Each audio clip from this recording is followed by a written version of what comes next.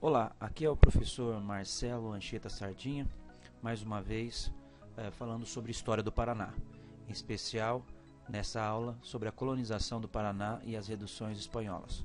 O território que nós conhecemos hoje como território paranaense, à época do século XVI, eram divididos em dois territórios. Essa divisão foi dada através do Tratado de Tordesilhas, de 1494, onde nós percebemos que o estado do Paraná eram divididos em dois territórios, uma porção de terras da Espanha e outra porção de terras de Portugal. A menor extensão sob controle português e que ao século XVI se limitava à capitania de São Vicente e também Santana.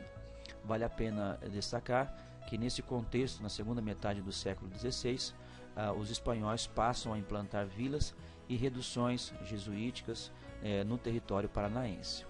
É importante nós relembrarmos que no ano de 1541 a penetração ao interior do estado do Paraná acontece com Álvares Nunes Cabeça de Vaca, onde ele parte de Santa Catarina e, por território português, avança sobre o primeiro e segundo Planalto em direção a Assunção. Esse trajeto é feito através da bacia do rio Iguaçu e no interior, já no terceiro Planalto, na bacia do rio Ivaí. Em 1554 é fundado então, na foz do rio Ivaí com o rio Paraná, a vila de Ontiveiros, o primeiro povoamento paranaense. Mais tarde, em 1556, a cidade del Guaíra, a cidade real de Guaíra, e mais tarde também, em 1579, a Vila Rica do Espírito Santo. O trabalho dos espanhóis em território paranaense era de implantação de economias agrárias, com a utilização de mão de obra escrava indígena.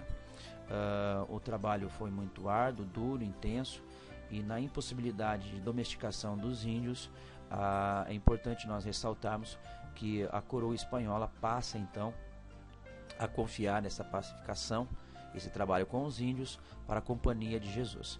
Nessa época, esse território interiorano do estado do Paraná era conhecido como Província de Veras.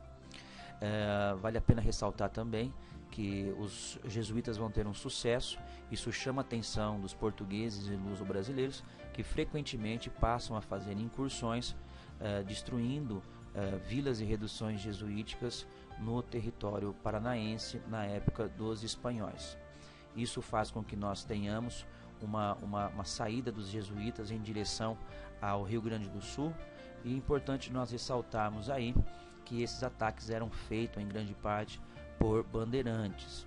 As imagens demonstram perfeitamente o que era o processo de escravização dos índios em território paranaense.